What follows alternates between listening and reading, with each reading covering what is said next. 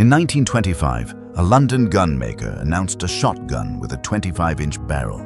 The established trade called it a gimmick.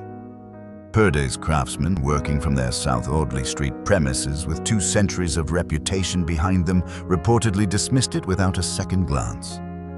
Holland & Holland did not dignify it with a formal response. Within 10 years, that same barrel length had become the most talked-about game gun in England. Driven pheasant shooters who had spent decades swinging 30-inch barrels were converting.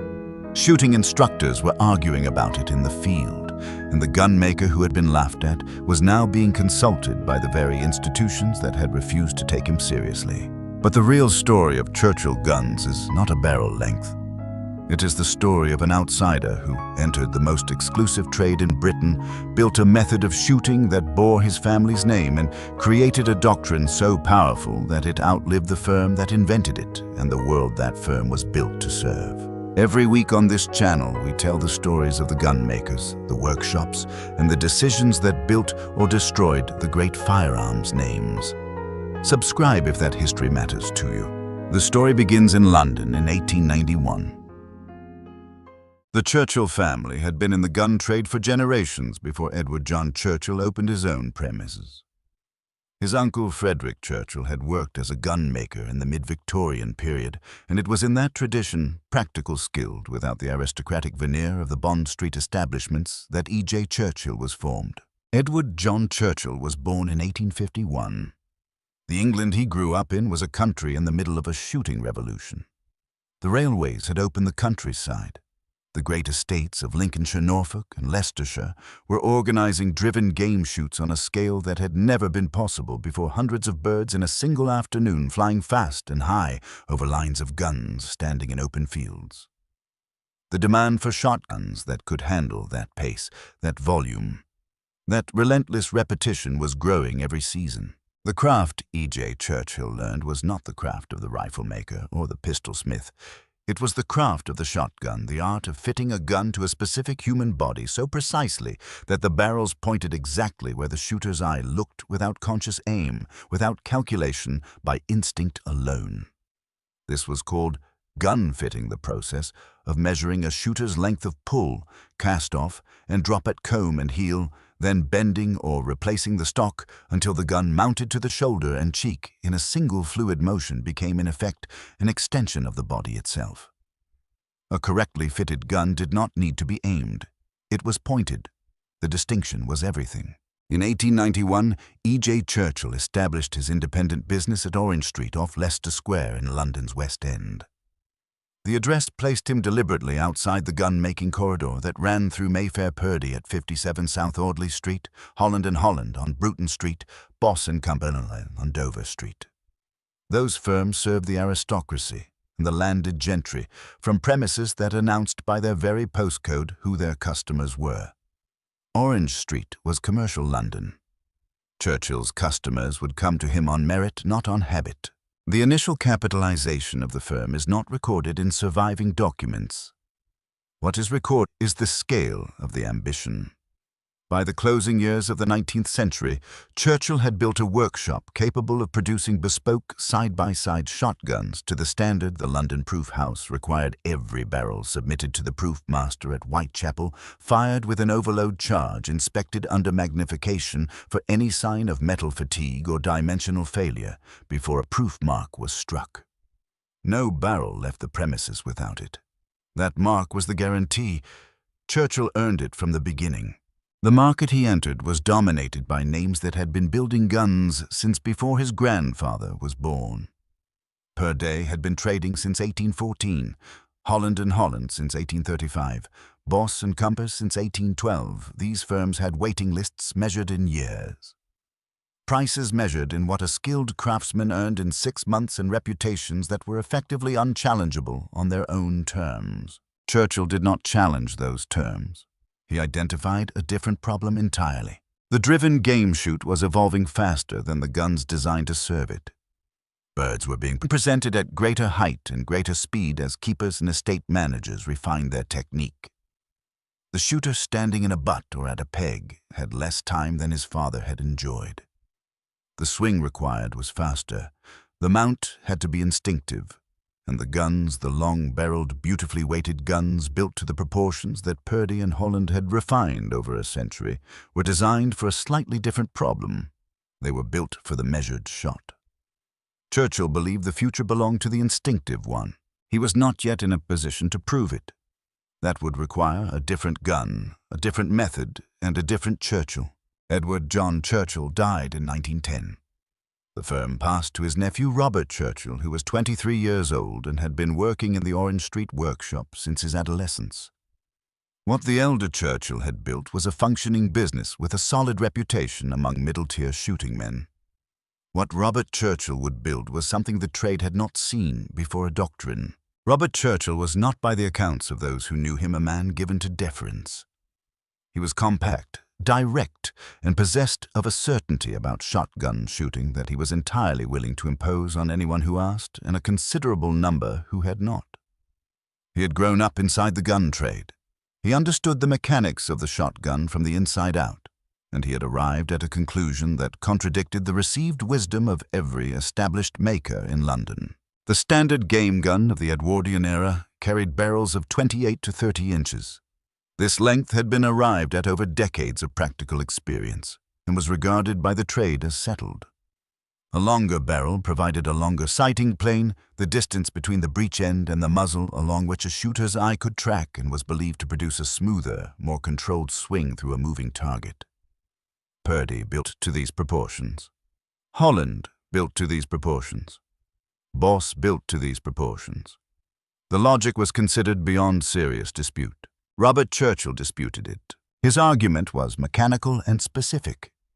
In driven game shooting, where a bird is flying toward the gun overhead and away all within 3 or 4 seconds, the shooter does not have time for a measured, controlled swing along a long sighting plane. The instinctive shooter, trained to mount the gun and fire in a single fluid motion without conscious calculation, does not need that sighting plane at all. What he needs is a gun that moves faster. A shorter barrel weighs less at the muzzle. A lighter muzzle swings faster.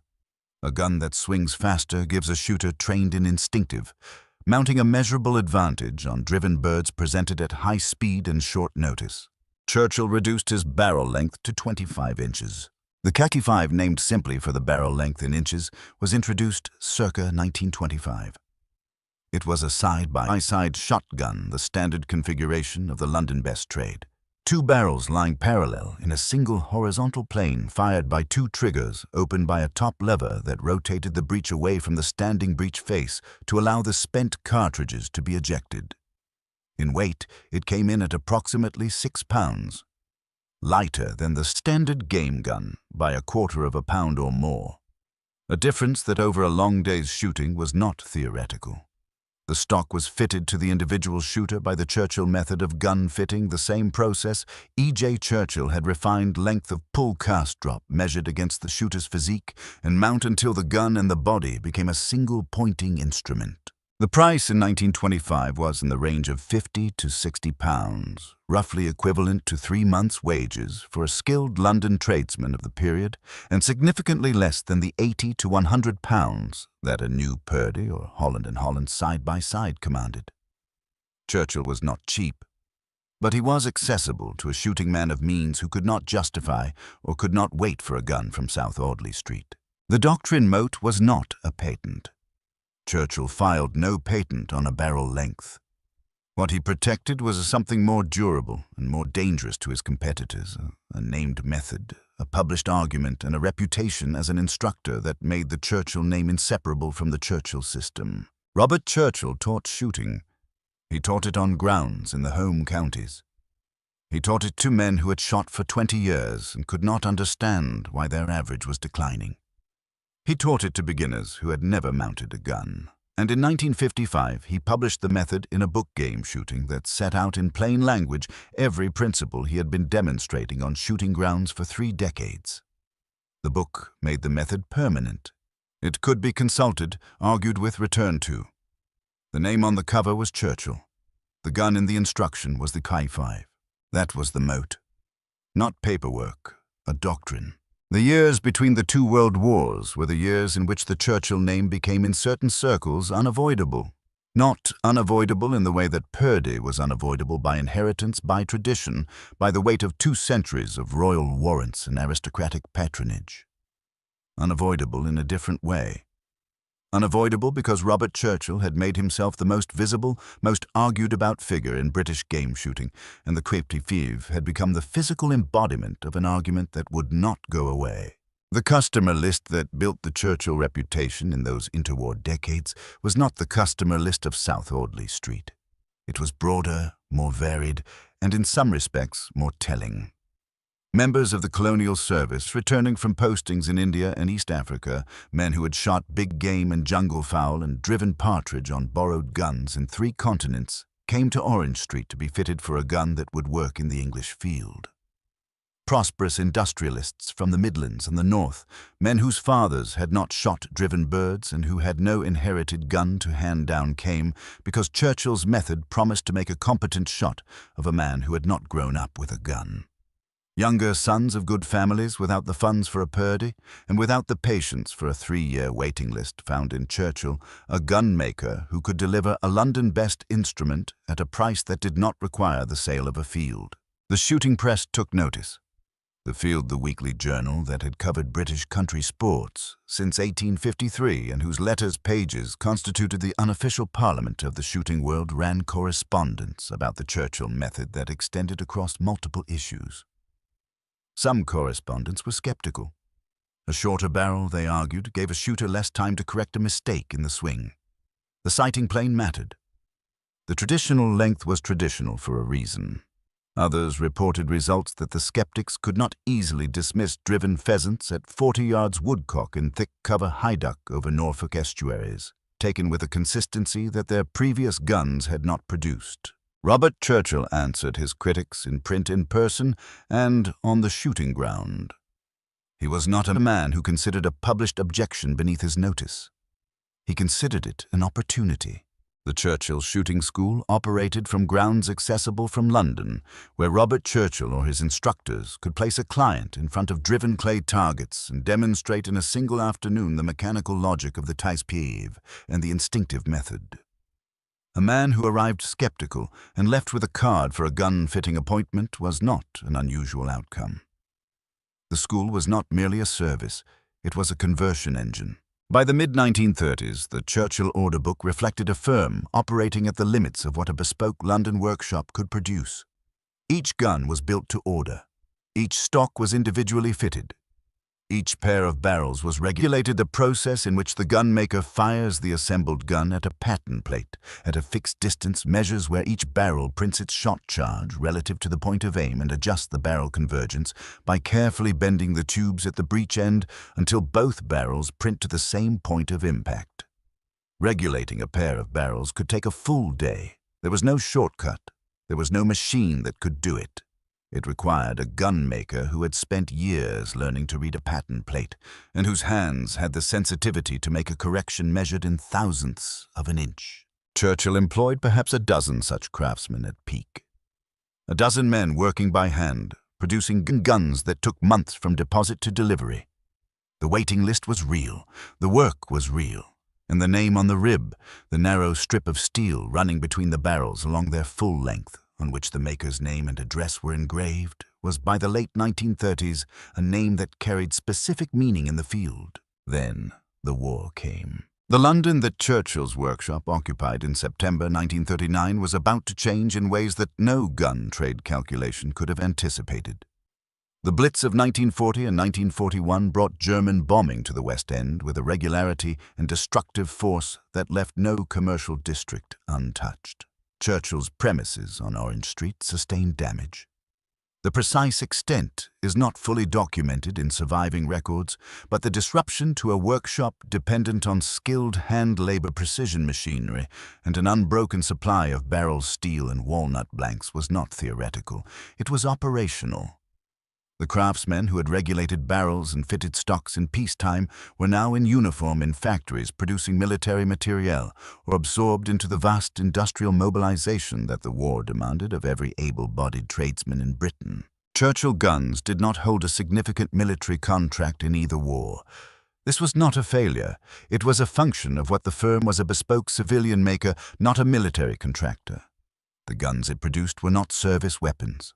They were instruments built for a specific civilian purpose in small numbers by hand.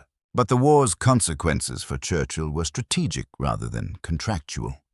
The 6 years of the Second World War did not merely interrupt the order book. They accelerated the destruction of the social and economic world that had sustained the London best trade for a century. The great estates that had driven the demand for bespoke shotguns were already under pressure from the agricultural depression of the 1930s and the death duties that had been rising since Lloyd George's People's Budget of 1909. The war made those pressures catastrophic. Consider what a driven game shoot of the 1930s required: a large estate with managed woodland, a permanent staff of keepers-beaters who could be relied upon season after season, a house party of 8 to 12 guns who could commit to a week in November, and a host with the capital to sustain the operation between seasons. Every one of those requirements depended on a social and economic structure that the war was dismantling with systematic efficiency. The men who went into the army as guests at shoots came back if they came back to a country whose fiscal architecture had been permanently altered. Death duties on estates above a certain value reached 80% by the late 1940s. The shooting lets that had once provided a supplementary income to struggling estates were no longer generating sufficient revenue to cover the keepers' wages. The pheasants were still in the coverts. The guns were not in the field. This was the world Churchill had been built to serve. And it was ending. The turning point was not a single event. It rarely is for firms of this kind. It was a convergence, several forces arriving in the same decade from different directions, each one manageable in isolation, collectively insurmountable. The first force was fiscal. The post-war Labour government's continuation and extension of estate taxation was not designed to destroy the driven game shoot. It destroyed it nonetheless. Death duties at rates approaching 80% on the largest estates meant that when a landowner died, his heirs faced a choice between selling land and maintaining the shoot, or maintaining the land and abandoning the shoot. Most chose the land.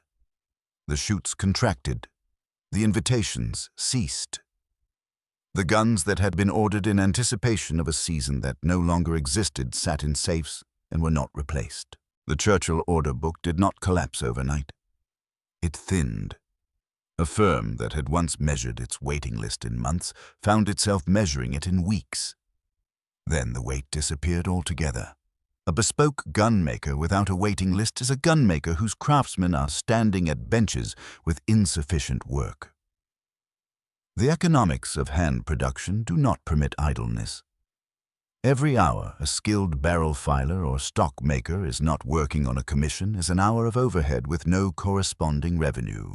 The second force was competitive. In the 1950s and 1960s, Italian and Spanish gun makers entered the British market with side-by-side and over-under shotguns that no London best maker could match on price. Beretta operating from Gardona Valtrompia in the foothills of the Italian Alps, a valley that had been producing firearms continuously since the 15th century, offered over-under shotguns of demonstrably high quality at prices that undercut Churchill by 30, 40, and eventually 50%. Armas y Asesoria, trading as AIA from Eibar in the Basque country of northern Spain, produced side-by-side guns on the London best pattern. The same Anson and Dealey box lock action, the same hand-detachable side-lock configuration that Boss and Churchill used at a fraction of the cost of the London originals. The shooting man of moderate means who in 1935 might have stretched to a Churchill now found that a Beretta Silver Pigeon or an AEA No. 2 gave him a gun of genuine quality for the price of a second-hand Churchill in need of restocking. The argument for the new London gun weakened with every Italian catalogue that arrived at a gun shop counter in the English provinces. The third force was the one Churchill had never anticipated, because it struck at the doctrine itself. Robert Churchill died in 1956. He was 68 years old. He had spent 40 years building a method, a school, a book, and a reputation that made his name synonymous with a particular approach to driven game shooting. When he died, the conversion engine stopped. The Churchill method did not disappear. It was in print. It could be read. it could be argued. But the man who had stood on a shooting ground and demonstrated in front of a skeptical client that a 25-inch barrel in the hands of an instinctive shot outperformed a 30-inch barrel in the hands of a measured one, that man was gone. The guns remained. The argument remained. But the evangelist was gone. And without the evangelist, the argument became one position among several, rather than the position backed by the authority of the man who had built the gun designed to prove it. The firm continued to trade. New ownership arrived. The address changed. The craftsmen who had worked under Robert Churchill retired or moved to other firms, taking with them the accumulated knowledge that no manual could fully capture the feel of a barrel under a file, the resistance of a walnut. Blank to a particular cut, the moment in the fitting process when a gun stopped being a collection of fitted components and became an instrument. That knowledge did not transfer automatically to the next generation of owners. It transferred only to the next generation of craftsmen, and only if those craftsmen were present, working, being trained alongside men who already had it. By the late 1960s, the chain of transmission was thinning. The name was sold. The precise sequence of ownership changes that followed is not fully documented in a single authoritative source, and any account must acknowledge that uncertainty. What is clear is the pattern.